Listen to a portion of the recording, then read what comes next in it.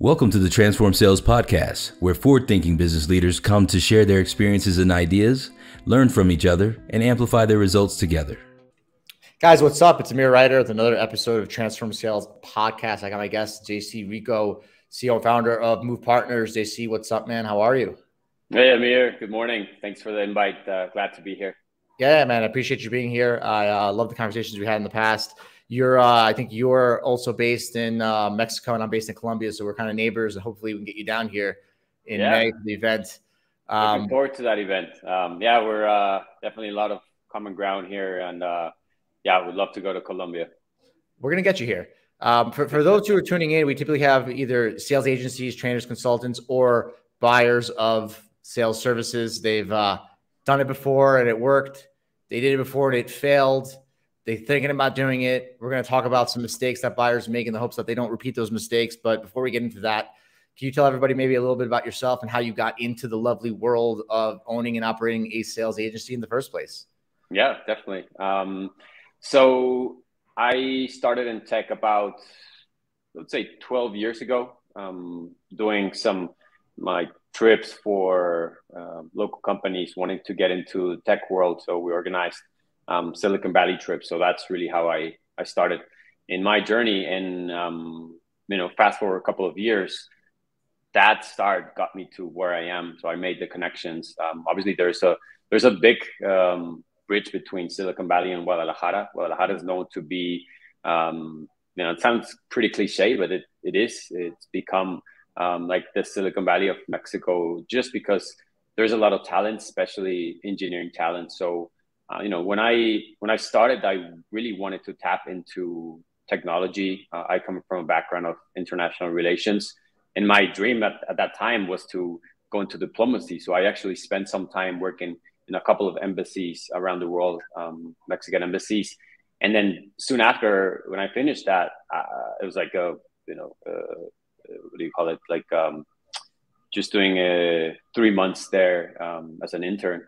And I realized, I was like, fuck that. I don't want to be told what to do, right, by the current government. So I figured out that tech would be the best way for me to kind of, find out my own path. So I was not an engineer, I was not a designer. I was really good with people. So I was like, yeah, I'm going into sales. So that's really how it started. And I worked for Brazilian startups, expanding into Mexico. I worked for US companies setting up shop here in Mexico. And every time I did it was an intersection between sales and operations. And then, I gather enough knowledge. And I'm no expert. I continue to learn every day. But I think I gathered enough knowledge to start my own business. So alongside with Philip, my co-founder, we started Move about 3 years ago, realizing that there was a lot of talent here in Mexico. And, a lot of English, almost native speakers, I would say, very hungry, very loyal, and just, great to work with. So obviously we've got the advantage of being so close to the US, so we can work in different time zones. It basically is the US to me. It is the US. Yeah, exactly. That's how we got started. We just decided to trust ourselves and then give it a go. It was really, no better time to do it than 3 years ago. We started in the middle of the pandemic, and we were like, let's see where it takes us. 3 years after, we're still going. Tough times, actually. I was speaking with the agency owner on Monday, US based, and they're feeling it. So I think it's time for us to come together. So I think you putting this event is definitely a great idea for us to figure out what's next, right? So, yeah, no, I from what I'm hearing, I think it's. And by the way, I met Philip; he's an awesome dude as well. I met your partner, but it's cool hearing that your path wasn't necessarily fully sales. There was a little more tech in the back, a little bit more tech, right? Because a lot of times we talk to people where they're coming more from sales, right? So it's good to hear anyone listening to this that you could become a founder of an outsourced sales agency without being, the top salesperson or sales 15 years, right? To me, hearing that Guadalajara, if I pronounce it correctly, is the Silicon Valley of Mexico sounds awesome. It sounds realistic. I'm like, I know that Guadalajara is beautiful. I did see it in Narcos Mexico. It looks awesome, but I know it's awesome. And I know that when I lived in, I was born in New York, right? And being born in New York, like this is the center of the world, right? And that's kind of how everybody feels there. But then coming here, it's easy to see that even like Mexico City is like the center of Latin America for like the fashion industry. It's like in New York City, right? And I think people forget how massive these economies are and how much talent there is in these areas, right? So it's cool that you've planted your flag as a B2B sales leader in Guadalajara. I think that was something that I did in Medellin, Colombia, maybe 6 years ago when we were a sales agency. And it had an amazing rippling effect of other organizations coming into Medellin and hiring. Maybe not the best for some of the rent prices, but something's got to give. But that's and actually, Amir, like when we started, we were like, okay, who do we want to mimic, right? And you at that time, you were leading CloudTask, and actually we hired a woman that that spent some time in CloudTask, and when we hired her, I was like, okay, great, she's got like great foundations, she's amazing, and she came from CloudTask. So I think that had the ripple effect like directly on Move, because we ended up hiring this woman that ended up doing a great job for us. So thank you for that. Thank you for kind of setting the example. We're all connected by like third degree separation, because it's like ironic hearing that. And then how I actually came to you guys is that I lost an opportunity with a friend who just simply didn't trust me from a tech company. And he went with you guys. And as soon as he went with you guys, I reached out with you guys. I just reached out to you to be like, hey, join our marketplace, right? Because obviously there's not competition. We're a marketplace. So it's kind of interesting to see that we're all connected. We've been kind of in the same network for some time, and now we're coming together. Tell me a little bit about Move Partners, right? Like what is your sweet spot? Like do you guys have any preference when it comes to clients, when it comes to like the product type? Do you guys prefer software over services? Do you have a region? Tell me a little bit about Move Partners. I'd love to learn about it. So our sweet spot is very, very simple. It's the SaaS companies, early stage. Usually I was looking at the client list that we have now, and for the most part, they're in EMEA, right? So Poland is probably number one when it comes to clients, and then Israel, and then Canada, actually, for some reason, like the Toronto area, Ontario, a lot of startups coming from there. And so they're SaaS companies. They're usually in their early stages. They're sort of going from a founder-led sales to a more process-oriented sales effort, obviously focusing or trying to focus on outbound. So yeah, man, it's they're either in the process of going from seed to Series A, and they need to show that traction to their investors or to the potential investors. So it's really about helping them create a process, which again they've been selling to their own network and referrals and all that, and they want to again make sure that they're selling to strangers. For the say European client base or EMEA, it's probably the first time that they're selling into the US, so they have no idea how to do it. They obviously lack the time zone. They're sort of using us because we're able to reach out in US time zone, and because we had the expertise of doing that for a number of clients in the past. So SaaS, B2B, going after mid-market to enterprise. Usually ACV is between, let's say, 15 to 35, 40K, around those. ACV, around those numbers. We've worked with some very early stage companies who are really trying to find product market fit. I would say that those are the hardest ones, just because, and not the hardest in like the work that we do, but it takes a lot of like back and forth. Difficult to make them happy, right? But for the purpose of the question, I'm trying to focus on your 80-20 rule, right? So I think whenever I talk to agency owners, I think it's always it's like a trick, right? Because you're always going to be tended to say, we help service, we help software, we help startups, right? But if I really, really hear what you're saying, and remember, anybody listening to this, you can contact Move Partners for anything, right?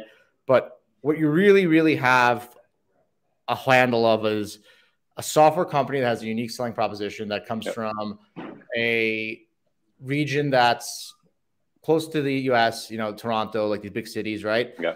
But that has basically looking to go from Series A to Series, from C to Series A, which for those listening, seed is typically like your first investment, friends and family, right? And Series A is your first institutional, right? So kind of companies that have sold before, maybe they're at $250,000, $500,000 in revenue, trying to go to 5, right?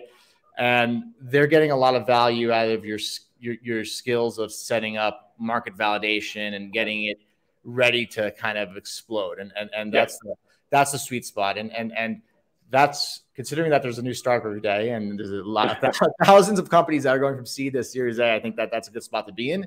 And that's also where companies, you know, for anybody listening, right? Like if you raise a seed round and you don't hit certain goals, you might lose investors' interest. You might go out of business, right? So this becomes a part where you're like, hey, do we want to hire experts, right, that have done it before, or do we want to do it on our own? Or do we want to do both, right? I recommend to people that, hey, it's a 3-strong approach, right? Like work with multiple agencies and do it internally, because it's not about being right or wrong. It's about hitting your goals. That's my opinion. I shouldn't be getting into it right now on the show, but that's kind of how I feel. And that makes sense, because that opportunity I lost to you guys was that same description, right? Exactly. So I'm happy hearing that the right buyers are finding you guys. What do you think separates you apart from other agencies? And obviously, it doesn't have to be something crazy magical like we pull rabbits from our hats. But is there something that you and obviously the agency role for people listening? There are thousands of amazing B2B sales agencies out there, more growing every day. So I'm sure it's not easy to know what everybody does. But is there anything that you would come top of mind that says like this is, you know, separates us from some of those guys? I mean, I would say that we've got a relentless mentality. And we really try to get plugged into, you know, with the client's team, basically. So, you know, we're kind of in the trenches trying to help them figure out.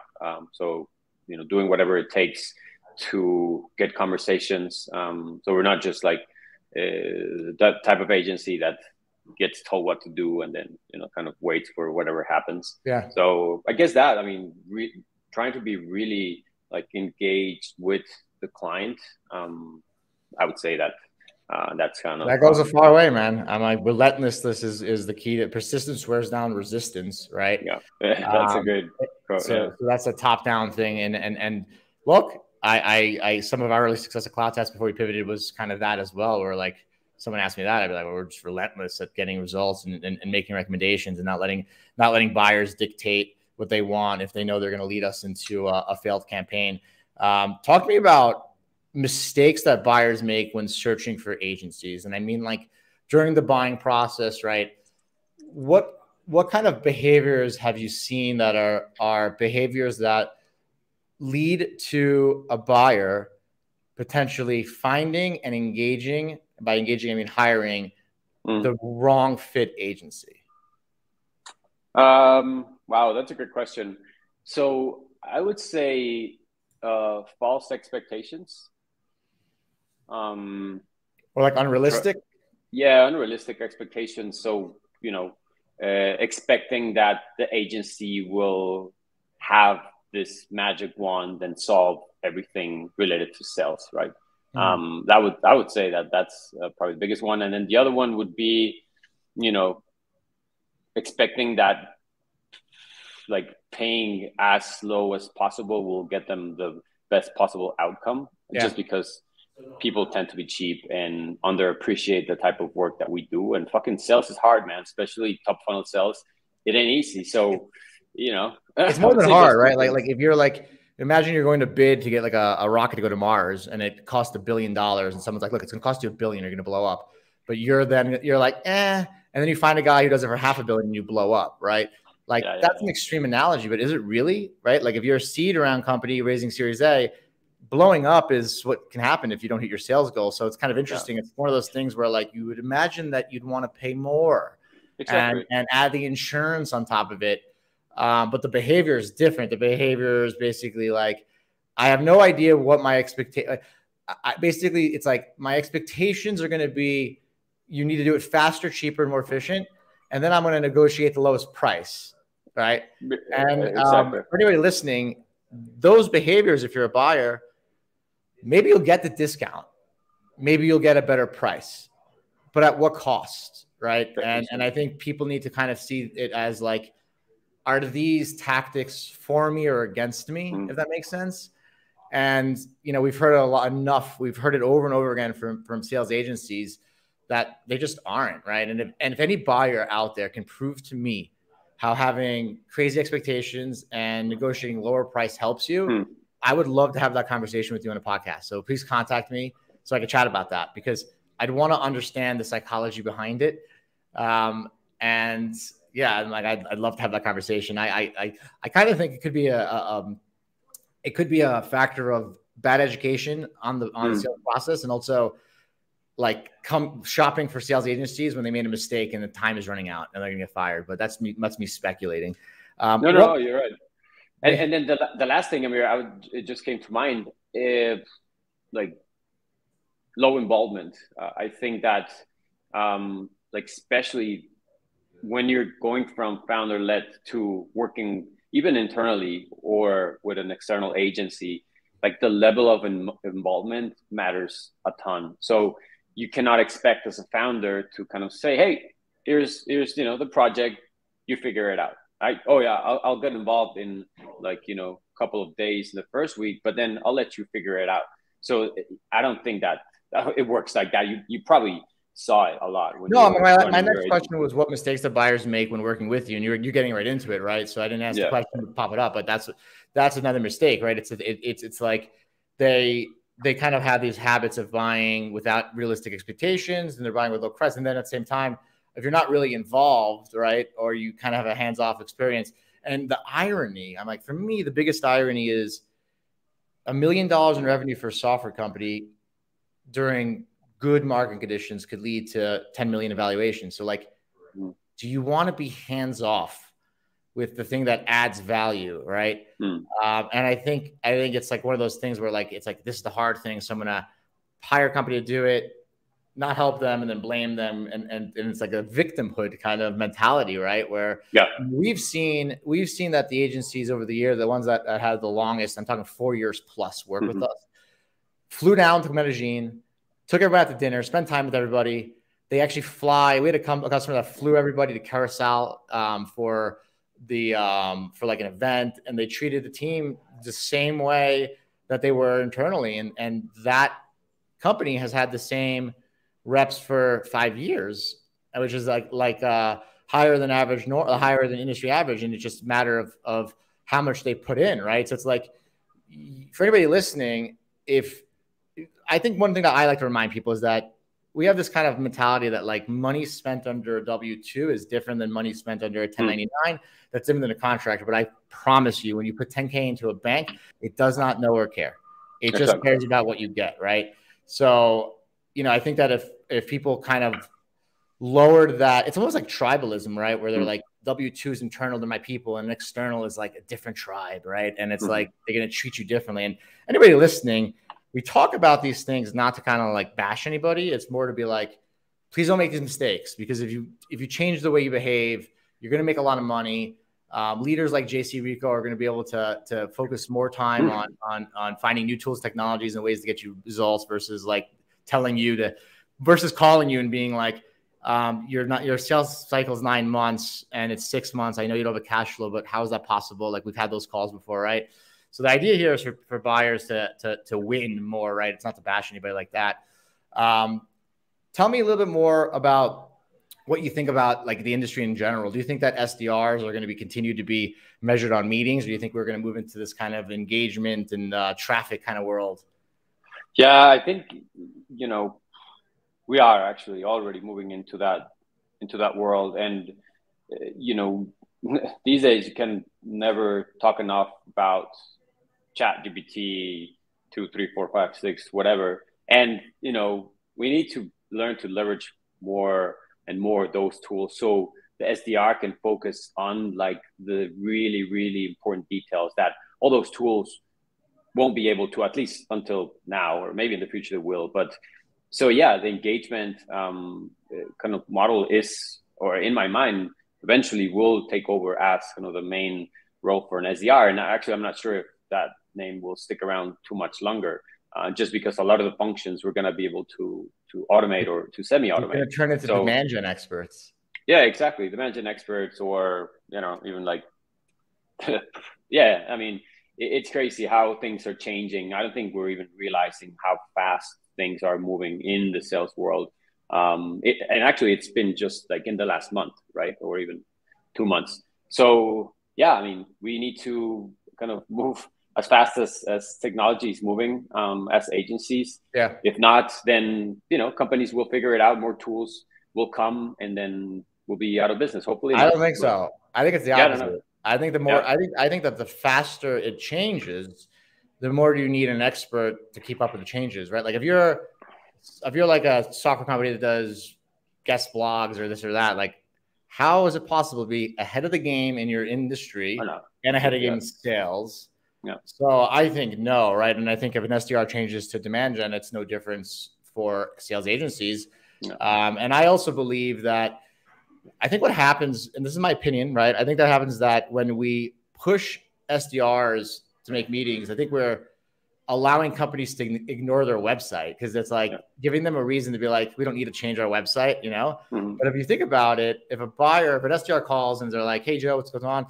Nice to meet you. My name's Amir, blah, blah, blah, blah. Just wanted to actually send you my website link to see if anything that we had to offer is interested. Don't want to book a meeting right now because obviously it's his first call, but we have some good tools that help people in this and that. Take a look. A buyer will identify as an MQL by doing downloads or book a meeting on their own, right? And I think that if we switch it like that, we'll have more efficiency because we'll have more meetings that close, right?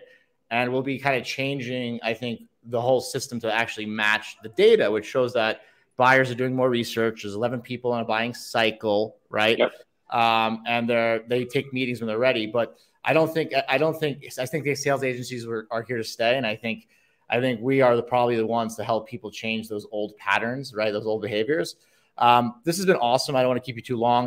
If anybody listening who's a software company, seed round, looking to go to Series A, got some traction, want to work with a tenacious team that understands go-to-market, understands market validation, where can they find you? How can they contact you?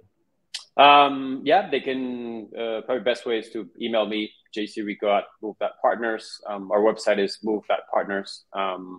And yeah, feel free to connect with me on LinkedIn. I'm happy to share, learnings that we've accumulated over the last 3 years working with almost 50 startups. So yeah, I'm open to any type of discussion. And thank you so much, Amir, for inviting me to the podcast. It's the first of many, dude. I love seeing all the leaders across the world. I love the story about how you had one of our guys and connected, and then I contacted you. So small world. Everybody, thank you for tuning in to the Transforming Sales podcast and listening to JC Rico and Move Partners. And I hope the tidbits and tricks and pointers are helpful for you guys, and always happy for some feedback. And yeah, if you are a buyer that actually stands by his I'm going to have unrealistic expectations and grind you on a price and wants to chat, contact me. I'm ready to debate you.